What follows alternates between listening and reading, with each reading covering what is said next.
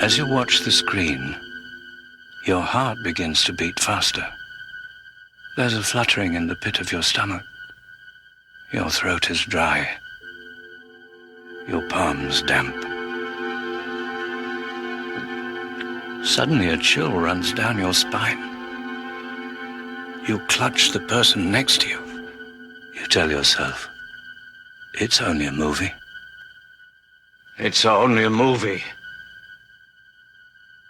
But sooner or later, it's time to go home.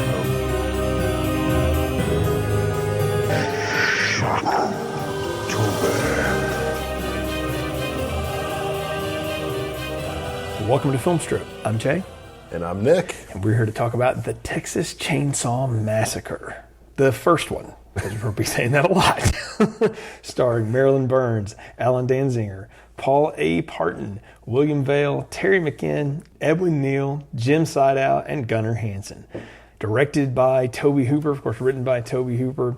Released in 1974, and minimal budget. And up until when Halloween was made in 1978, most profitable independent film ever made, and considered a horror classic. And it's lasted the test of time, clearly, because they're still making sequels in 2022 up to this point. Yeah, it certainly has. I mean, it seems like every 3 to 4 years we get another Texas Chain Saw Massacre reboot or redo or prequel or something like that, and now we're getting straight to streaming ones or whatever. So yeah, it's kind of like Halloween's poor cousin. It seems like at this point, where it's like, or redheaded stepchild or sisters of the poor, however you want to phrase it, where it's Halloween comes out with a new sting, and then they follow. I don't know.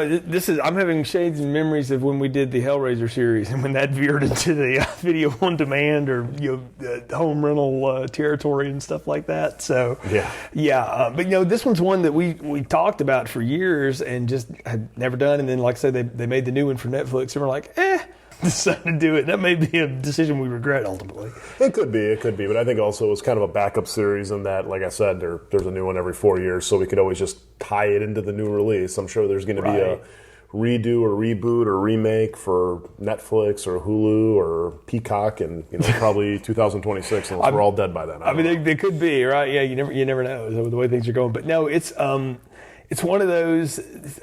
I think horror fans always sort of refer to it in the pantheon of like, the original things you got to see. You got to see this. You got to see the original Black Christmas.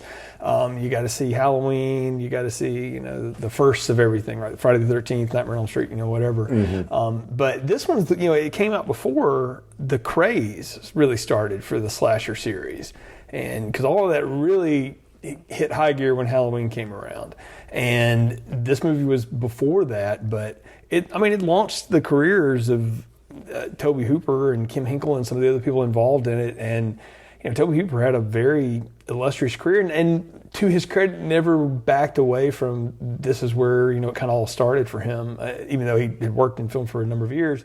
But to be fair, though, could he do more? That's the thing. I mean, there's that great debate of how much he directed Poltergeist and how much. There's knowing where you came from, and then there's being able to, not be able to. You always say like, you can take someone out of the trailer park, but you can't take the trailer park out of it. I don't know if he could ever afford to leave the trailer park. Well, he was a Texas guy, and so a lot of his stuff was set in and around Texas, and so he kind of stayed true to those roots for sure.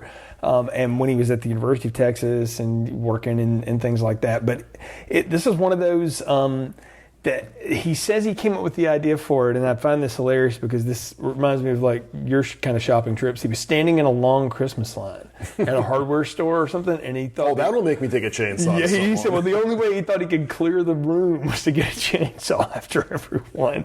And then from there, he had read about Ed Gein and a lot of other people, and he just drew from a lot of stuff, and he wrote what is really just a crazy farce about a lot of things. And then, it spawned a big series because studios got involved. And we'll talk about those when we get into the sequels. But this first one, they made it for less than $150,000. I believe it. Yeah, and I mean, it made $31 million, which in 1974 dollars, you're talking about today, that's $100 million. I mean, that's a lot of money today. It's like Paranormal Activity kind of money. Yeah. So you put absolutely nothing into it. You do the score yourself in your own kitchen with pots and pans, pretty much. And the thing about this movie, and we'll get into it a bit, but Daniel Pearl, who was the cinematographer on it, and Tobe Hooper, they definitely had a vision for what they wanted to do here, and it is something that I think got copied for a number of years and probably got done better down the line too, if you just want to get down to it. But it did start here with Texas Chain Saw Massacre. So when's the first time you saw this movie?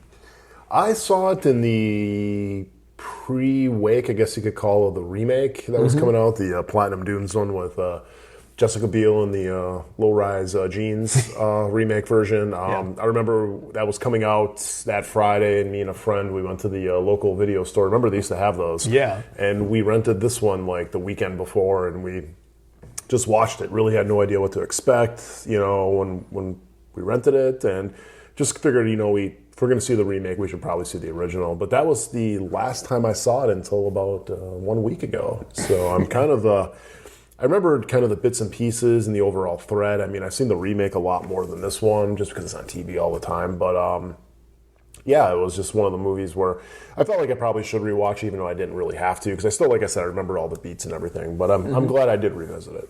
Yeah, and I didn't see this one until much later in life, too. I became, I think, more aware of it when I saw Summer School, the Mark Harmon sort of rom-com, where there's two characters who are obsessed with the movie, and there's several scenes of it, spliced throughout. It's a really weird comedy from the 80s. I do recommend it. It's a fun one. But Chainsaw and Dave are big Texas Chainsaw fans, and they're horror fans in general, but they're kind of, if Tom Savini was in high school in the 80s, that's what these guys would be. And so that's their whole story. But anyway, so I had heard about Texas Chainsaw Massacre at that point.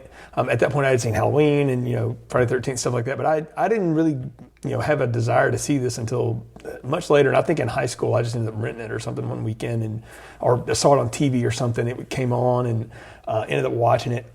And I watched it again right around the time that those remakes were happening, because I did a marathon where I just watched all of them that existed up to that point. And but I've only ever seen it a couple of times. But I feel like the same as you, I know it because it's not a very complicated story. It's pretty simple. And I think also because of the way this series is done, I haven't seen the Leatherface, not part 3, but I haven't seen the Leatherface, new prequel or whatever. I missed that one, and I saw Texas Chainsaw 3D in theaters because it looked like it would be a lot of fun, and it was, it was coming off of this one, so I think I rewatched it before that, and it didn't really help. So just to spoil that, but again, I felt like I knew this movie because the best thing about these movies, particularly the origin story movies, is that the best part about them is in their simplicity. I think Hellraiser is probably the one that has the most complicated plot of any of them. But like Halloween, Nightmare on Elm Street, Friday the 13th, this one, they're pretty simple in their premise. And this one lays out pretty easy too.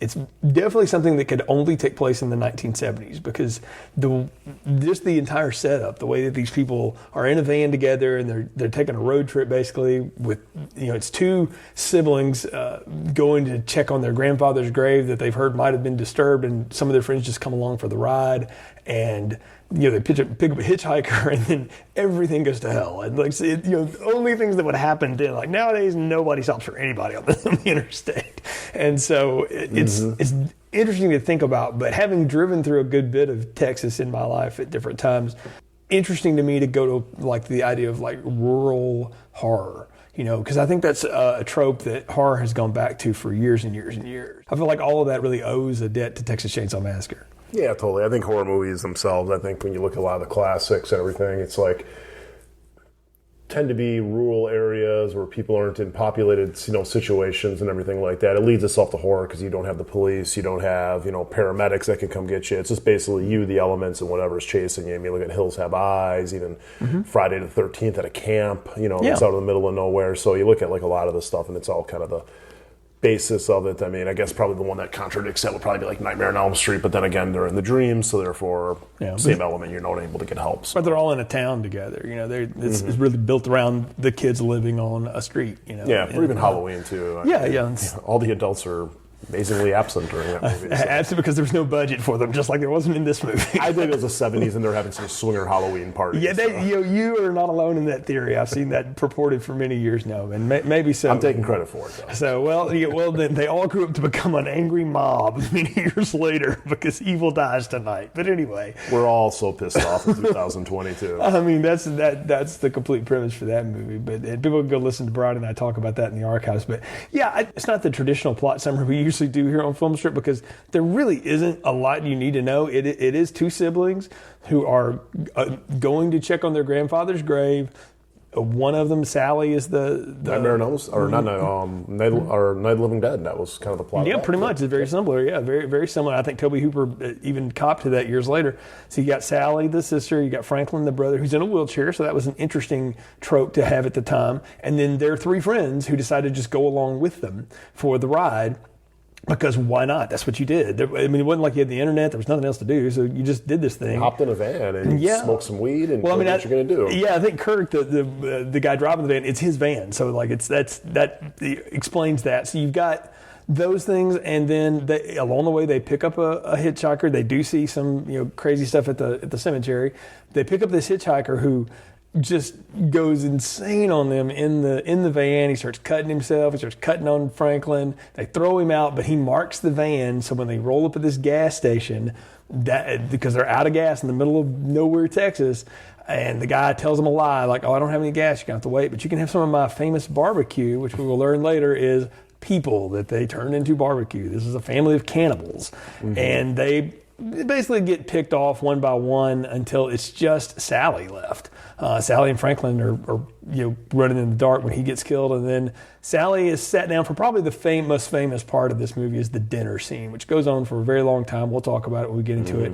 And then she escapes, but the chainsaw wielding maniac who will become known as Leatherface survives and is left on the highway alone, and so we're sort of left with her maniacally laughing as she's driven off. And I think the best thing to do is just talk about the way the characters work here and what works and what doesn't. And I'll say the thing about them that I'll give them credit for is I completely believe that these people would all be friends and that Sally and Franklin were related. They had a very lived-in feel to me. Like there was something very realistic about the way that they all played.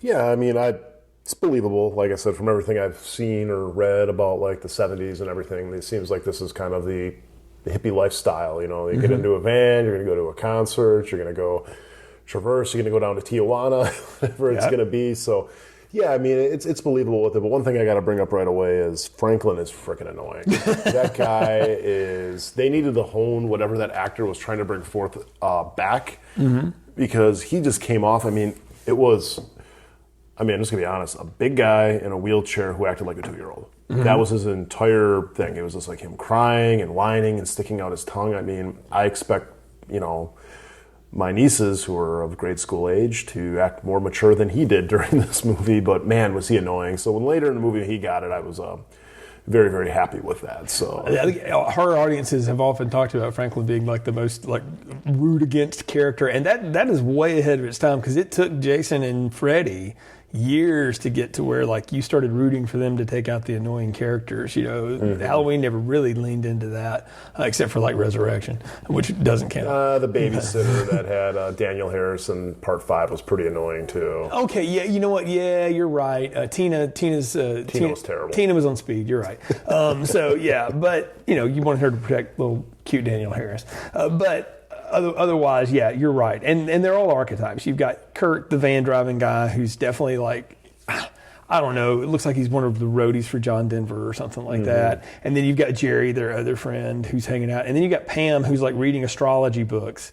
And I don't know, like, I couldn't find anything on it, but I have no idea why Tobe Hooper decided to try to weave all this astrology in the middle of this, because that is so counter to what you think of when you think of rural Texas. I think but I'm thinking hippies, smoking weed, what's your sign, stuff like that. I guess. I mean, maybe they're rejecting the kind of Southern Baptist roots that I would sort of associate with that kind of place. I think he's trying to make some type of commentary throughout the entire movie with something. I don't know if it's about like Texans or the meat industry or whatever, people trying to hold on to the past, I guess you could say that with a family or something like that. Yeah. But I think he's trying to say something. I really don't know what it is, though. Yeah, but the point is, though, that the archetypes of the 5 kids, I guess we'll call them, at this point, they work, though, because you buy their relationships with each other, and they set it up really well. Like like most 70s movies, there's a little bit of a slow burn to this to start with, but it opens up with just those flash bulbs and that little whine sound that's sort of known for this part of the soundtrack, if there is a soundtrack to this, and just the horrific nature that you see those corpses displayed in and everything, like that is. It sets a mood that, and that's the one thing about this movie too that I like to remember is that the majority of it takes place in the day. There's only like one real big kill at night. Most of it's in the daylight. Yeah. And that's a different thing because the trope of horror movies is that you skulk around in the dark, right? But this one's shot in the bright daylight. Yeah, totally. And going back to kind of what you're saying too about the beginning with the whole narration and stuff. We also got. It's the guy from Night Court, right? Yeah, John Larroquette does that. Yeah. So that was cool. Yeah, and that's something too. Like a lot of movies, kind of. I'm sure that this borrowed it from other movies. Probably silent movies. You got the narration, or you got the title card coming up. Star Wars probably took a little bit from it, but I mean, I enjoyed that whole aesthetic from the beginning. It kind of made it feel like more like this has really happened, and we're just kind of retelling it and everything. Even though, like you said before, this was all kind of based on Ed Gein, but I don't think Wisconsin Chain Saw Massacre would have been as catchy. No, I think it's the Ed Gein parts are the part where he built furniture out of bones and things like that. We'll see that later in the house. It was Wisconsin Chain. It was the Wisconsin Cheese Massacre. There we go. Well, there's a lot of head cheese talk in this. Yeah, I don't even know what that. I thought it was something else, and I'm not going to get into it. But that was disgusting when he was talking about what that actually is. But I think that's the point. It's like, and I think you're onto something. Is Tobe Hooper is sort of pulling back the curtain on these things that are just part of our lives, but you don't want to know where it comes from. It's like, if I could take you out for a gourmet steak, but if I make you go through the plant that it came from beforehand, you may not want it anymore, And so clearly Tobe Hooper read Upton Sinclair's Jungle and got affected by it.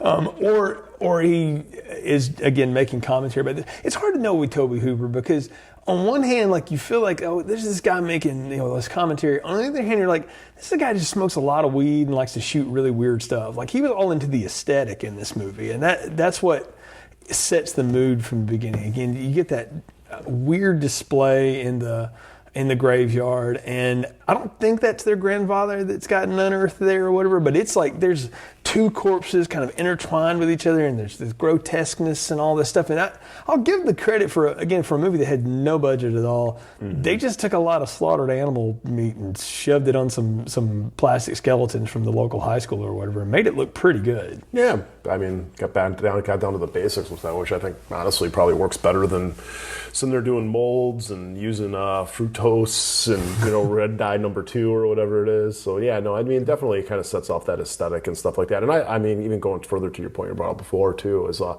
I like the daytime stuff. I mean, so much of stuff like you watch like Friday the 13th, Nightmare on Elm Street, it's all dark, it's all gloomy. A lot of times they do that to kind of hide the special effects or whatever, and to kind of, everybody's scared of the dark more than the day. So I think it's kind of cool that you have it during the day. But I think the whole motif of that dusty, kind of amberish color palette they're going for just makes it feel dirty and grimy. Like it feels like if you'd be out there, you got to take a shower right away. Like you're going to be kind of like when you go to the beach, you got sand everywhere. It just feels like there's sand or dust, in the air and stuff. Yep. So it kind of gives it that dirty aesthetic, which really kind of fits with the family when we get to them. Yeah, exactly. I mean, and there is this town that you can tell progress has moved beyond, and like you say, they're just sort of hanging on. They're a relic of the past. The meat plant's gone, and all this other stuff, and so they're just, it's the one gas station in town, and it's got the best barbecue. Have you seen meat prices today? We need them back. Right? You think you look at some of the prices in this movie, it's like, oh wow, that was a long time ago. But it's neat the way that they set them up, and then we meet the hitchhiker though, and I gotta say, Edward Neal was an interesting choice when we put him in this, and they. Are we supposed to know who this guy is? I don't know, but he worked for years after this. He ended up doing like a lot more production stuff and things like that. But he talks about that, he got in this movie and he thought, well, nothing can be worse than when I was in Vietnam. He said, until I had to do some of these scenes around like the dinner table and all that rotted meat and all that stuff, he said, nope, it was twice as bad. He said, so that should tell you how bad it really was. I can imagine the smell. I mean, I don't think there's many showers out there, and I've been to Texas before. Like you said, it's a hot place. It's very sweaty. Very hot. I don't, it's very much a dry heat, but I didn't see many shadows there. It's to get rid of, that effect. So I can imagine it being, especially with the meat being out. If you've ever been around rancid meat, it's not a smell you really want to be around. No, it is not a good place. But it's death. He makes a definite impression because he's kind of tweaking, the whole time, and he's just, you don't know what's going on. And again, you have to put yourself in a mindset of like, this was a time when people just trusted people. It's like he was into the '80s coke before the '80s, man. I think there was a lot more going on with this dude, but I mean, clearly he was psychotic. That's what it is. And when he starts taking pictures and, $5, and they're like, no. And then him and Franklin are trading knives and stuff. That's when you know it's about to go bad. And he pulls out that straight razor and he just starts cutting his palm and he cuts Franklin and everybody's screaming in the van and stuff. And I don't know if you've ever been like in one of those metal vans like that. Like that kind of noise just becomes cacophony real quick. I can happily say I have not been. So. Yeah, sadly I have. And it can just, it's unnerving.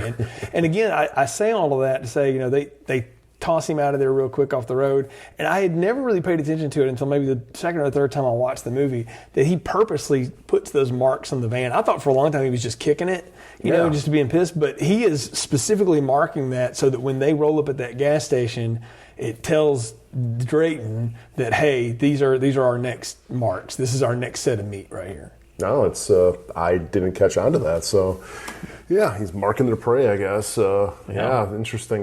But yeah, I didn't catch that. But yeah, I mean, his character, he was crazy. Never pick up a hitchhiker, people. Just don't. It's never goes well. Don't. It's never going to be like an adult film. It's always going to be more like this. It's going to be more like what Rutger Hauer is in The Hitcher. That was sort of my point of reference for hitchhikers. And when I saw this movie, and I was like, oh, this is going to end badly for everyone. Yeah. So, you're not even going to find someone like Pee Wee Herman. You'll find someone more like Large Marge, but that's, True. But that movie may have frightened me more than anything I saw as a kid. And I saw a lot of horror movies. But yeah, anyway, there's a reason we've never reviewed it after all these years, because I refuse to deal with Large Marge again.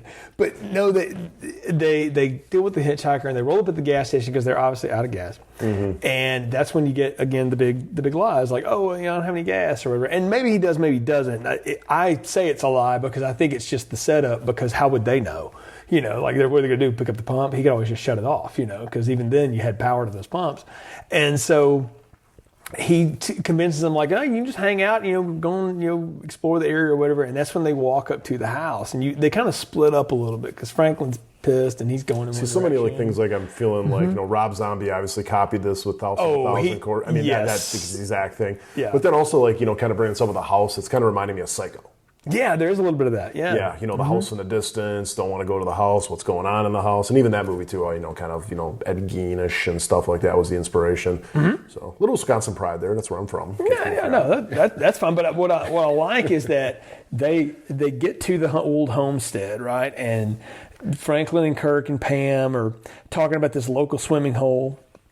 So Kirk and Pam go off to find it, and they stumble upon the house, and that's when Kurt, is looking through the house, and out of nowhere, Leatherface comes and clocks him with that hammer. And I got to say that, again, for a cheap movie, the Foley work, that's what I imagine it would sound like if you hit someone with a ball-peen hammer in the skull. It's pretty good.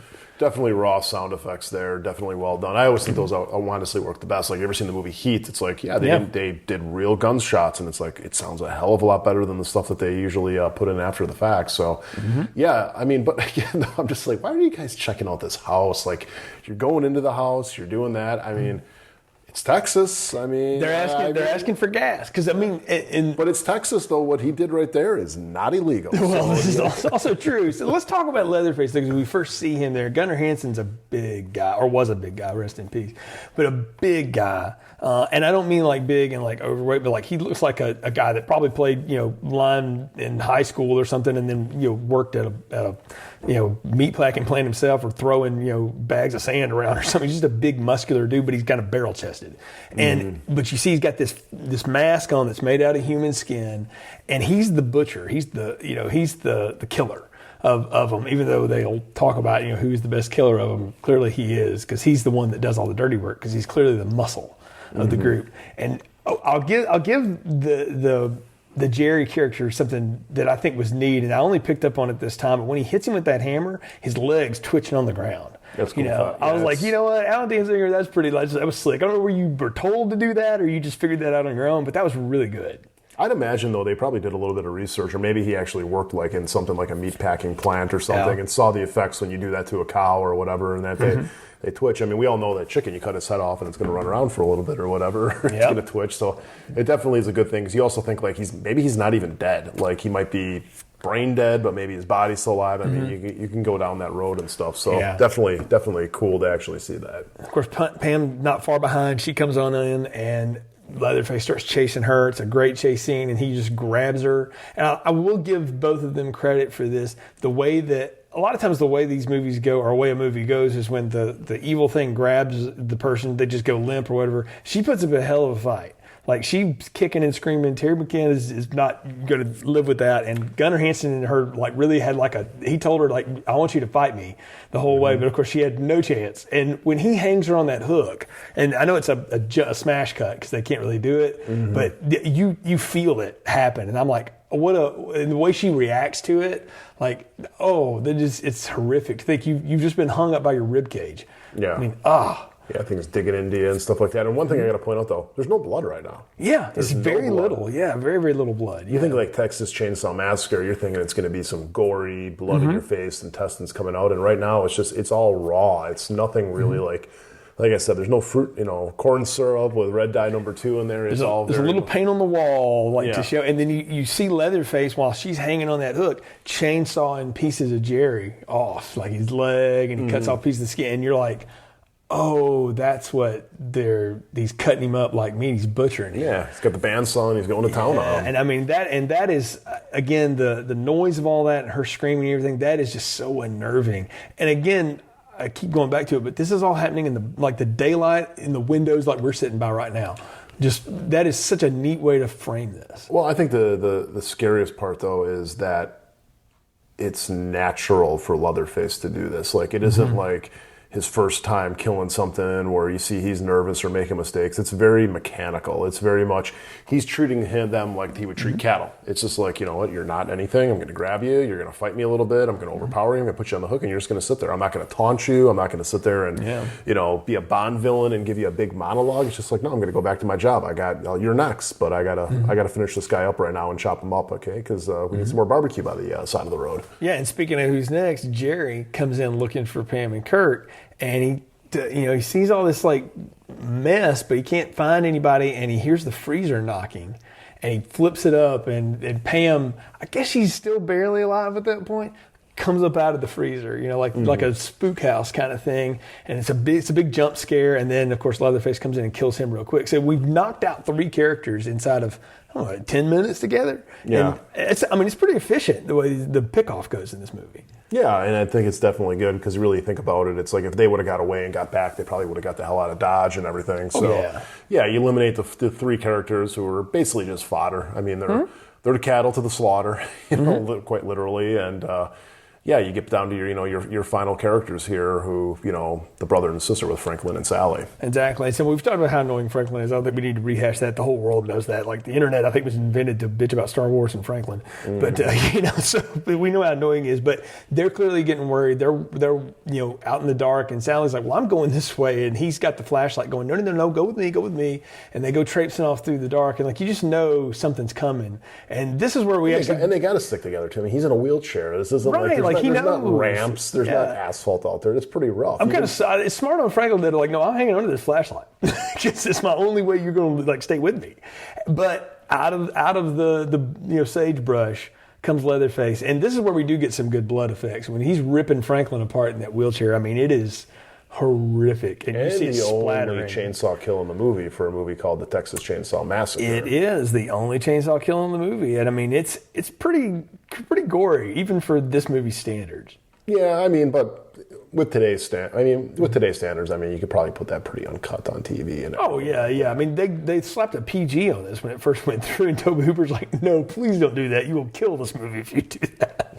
And so You told me this could be on Disney Plus. Well, if there was such a thing in the day, but yeah, I mean, but it is the kill of the darkness, and that's when I realized something that I don't know that I really paid that much attention to, but Tobe Hooper had a big group of people, and he whittled them down to the one we're supposed to pay the most attention to, which is Sally. Yep. And I got to say, I think that's a smart move because Marilyn Burns gives a really good performance in this, and the stuff she's going to go through for the next 30 minutes is pretty awful.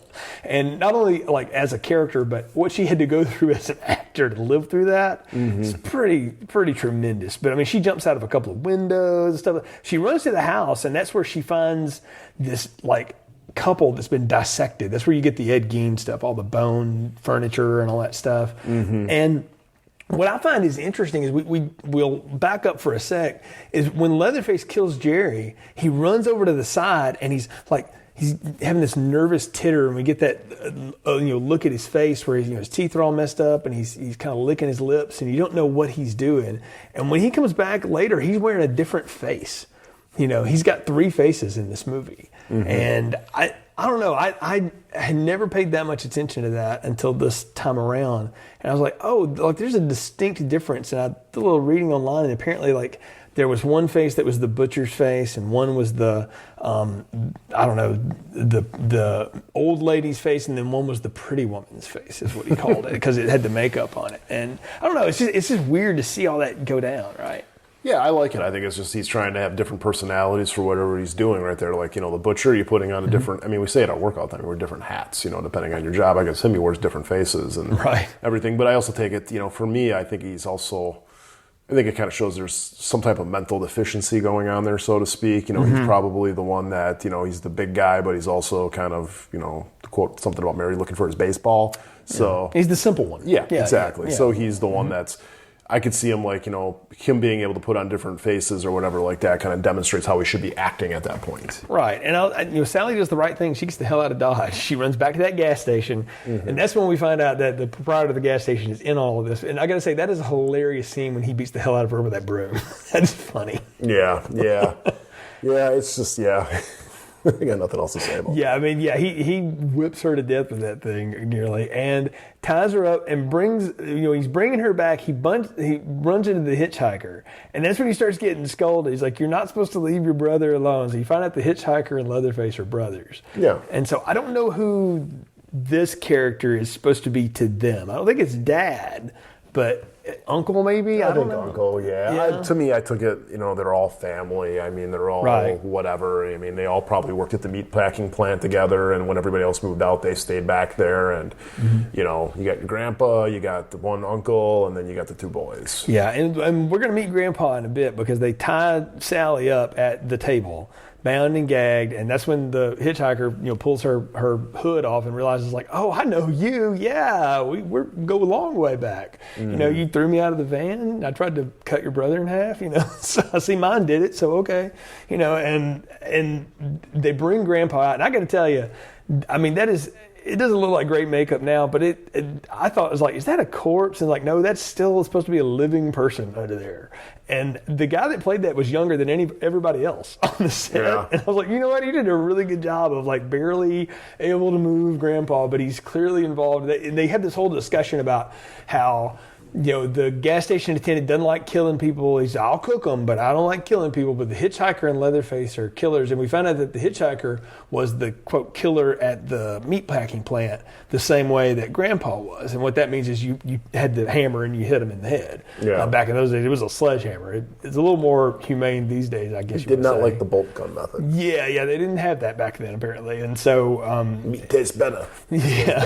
Yeah, but they set this up for Grandpa, and I got to tell you, I don't know if it's intended to be or not, Nick, but I always found myself laughing hysterically when they bend her over that big tub, and they put the hammer in Grandpa's hand, like, go get her, Grandpa, hit her, and like he can barely, he keeps dropping the hammer, and it's hilarious comedy in the middle of something where you realize someone is being tortured and is about to be murdered in front of her. Yeah, totally. I mean, it's just, he can barely even hold on to the hammers. What is he, like 110 years old? At least, right? Like, he's so decrepit. He gets a couple of hits in, but he's just too weak, right? I got to bring that up to all the people that sit there and say that meat's not healthy. I mean, this guy's obviously a meat eater, and he's 110 years old. I mean, he's made it pretty clear. So, but they've also been eating people, so I don't know that we want to adopt those ways to go either. At least not yet. So we hadn't got that far down the road. But she gets free in the struggle and jumps out of the window again. And I'm like, man, I had forgotten Sally jumps out of 2 windows in this movie. And it's pretty intense. And then heads for the road, and then we get the big showdown with Leatherface and the hitchhiker giving chase. And I can never remember what exactly the hitchhiker is doing, when he's chasing her. But now I realize, like, he's got that straight razor out, and he's just slashing her across the back because her shirt's been torn open at this point. Mm-hmm. And I'm like, what a horrible way to like die, like a death by literally 1,000 paper cuts. And but you can tell, like, that's how sadistic he is, right? Mm-hmm. Yeah, no, he's completely off his rocker there and stuff. So. But yeah, this is we're getting to, where she's getting chased after by Leatherface and everything like that. And always just one thing that always gets me is, like, you got a lot of trucks going down this highway. You got a lot of semis, tractor trailers going down. And you happen to get the one guy who stops here and stuff. And I always kind of felt bad for him at the end. He's just running away. At least he lived. I thought he died for some reason. And we got to talk about, like, Leatherface chasing her with the chainsaw. That happened after the Franklin kill, too. And it goes on for a good while. Yeah. And Gunnar Hansen, like, will randomly just stop and start cutting trees and stuff. Because even in the boot lifts they gave him, he could outrun her. Like, no matter what he did. So he had to come up with he said, I just figured this guy would randomly get, like, a squirrel. He would just sort of get distracted. Yeah. And he said, I had to come up with something to do, though, so she could get ahead of me, and then I'd go after her for a little bit. Because he's about 1.5 feet taller than her anyway. So longer stride. Yeah, exactly. Yeah. So, and to her credit, again, Marilyn Burns runs through a lot of briar patches and stuff. A lot of the blood on her clothes is hers. Like, she took the cuts for real, not the razor cuts, but the other stuff. And that shows some dedication to people that, like, were making like $100 to do this movie. It's pretty amazing. $100 and all the barbecue you can eat. I guess so, and maybe it was real barbecue too. But she does make it to that trucker. I love how Leatherface, like, tries to saw through that door, and of course, this is actual steel on a truck, so it just zips it around, which is funny. Yeah. And I know enough about chainsaws to know, like, that chain is gone. Like, it's going to throw that chain so fast, but whatever. I mean, it's the thing, though, that every haunted house I ever went to had some dude in the corner that would just crank a chainsaw out of nowhere, right? Because when you hear that noise, it's coming. It's like we would associate it with the barrels popping up in the music in Jaws a couple of years later, and Darth Vader walks in a room. He's got a theme. The Leatherface theme is that chainsaw. Cranking to the engine.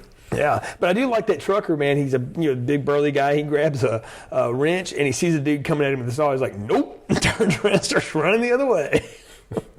Smart man. Yep, and what I always say, too, it's like, if you're getting chased by a bear or something, all you got to do is make sure you're faster than the person next to you, which Sally was. Right. And so she jumps on this truck, almost runs her over, and she jumps in the back of it, and the guys turn around looking behind him, and we should say the guy throws the wrench and hits Leatherface in the head, and he drops and cuts his own leg. He didn't cut it off, but I know enough that, like, if you drop a chainsaw that, like, heavy, that's going through. Like, I don't it's gonna catch and hold. Yeah, I was like, I don't think that's just. I mean, I know it's just like a plate that it was spinning off of, but I'm like, I don't think that's going to work. But you got to have some reason for him to be slow. Your muscle's got a lot of fiber and stuff in there that I could probably catch and do it pretty good. Yeah, that's not. I mean, that is not meant to rip through that. It will, but you got to put force behind it. Even with a chainsaw, if you just drop it on a log, it's not going to do anything. You got to, like, use your arms for it. You know that, and So he gets up to chase, and then we get the big final scene where he's just swinging that chainsaw around. Apparently that was supposed to be longer, and they cut it down a little bit just for whatever reason. And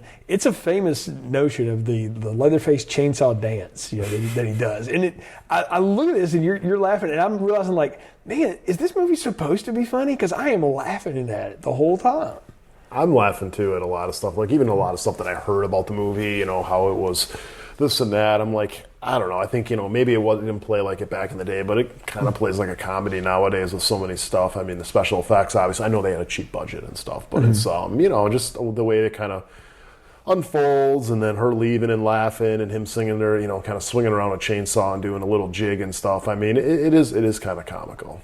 Well, I mean, it's not only laughing, like she's you know, elated to be getting away. She's freaked out of her mind, and she is kind of laughing, sort of like, ha ha, got away from you. And I never took it that way until you just said that, but that is very much the way that she's playing it. Now, that was pretty smart. I mean, it moves you forward, and it leaves you with this open-ended piece, you know, because like you said, the Larroquette thing sets it up that, oh, you know, this is all real. This has all happened, and we'll get a pickup on that in the second movie as we get into that. But you know, for this one, it leaves us on a big cliffhanger, and there was no intention to ever do another thing. It was just that's what you did in this time. Yeah, you're supposed to leave the audience going, ooh, maybe next time you go through Texas, you may run into the Sawyer family or whatever. So it's like, yeah, you know, you're gonna, like Halloween, it's like you're gonna leave the movie theater and ooh, he could be out there. So yeah, it's usually sequels really weren't a thing back then. It was most likely just kind of like leave it open-ended so we can scare the audience when they're leaving again one time. Yeah, no, and it's a perfect popcorn way to do it for this grindhouse little flick. So we're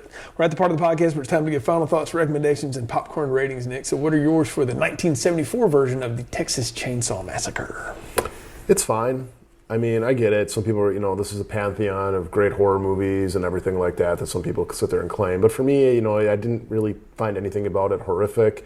And I guess you could sit there and say, like, yeah, you know, because you're so used to everything else that borrowed from it and took it to the next level. And that's fair, but I still got to look at it from my own subjective opinion. So, you know, for me, it's a medium popcorn. It's a movie I think, yeah, you know, go check it out. It's usually going to be on a streaming service or something, so it's not going to be that hard to find. But it's a very raw movie, so that's one thing you got to take into it. It's, you know, there's no music really, there's no soundtrack. Some of the acting, Franklin, is pretty crude.